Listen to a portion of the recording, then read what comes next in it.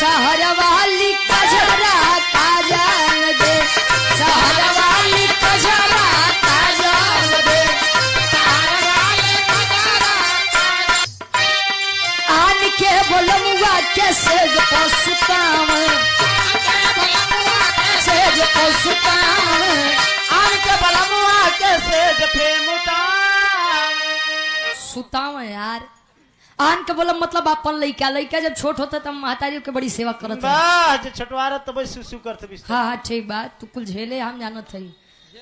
आन के बोलमुआ के सेज पोसता में, अरे अपने बोलम के पीछा जी गोनारा, अरे अपने बोलम के पीछा जी गोनारा का जान दे, शहर वाली कजरा का जान दे, शहर वाली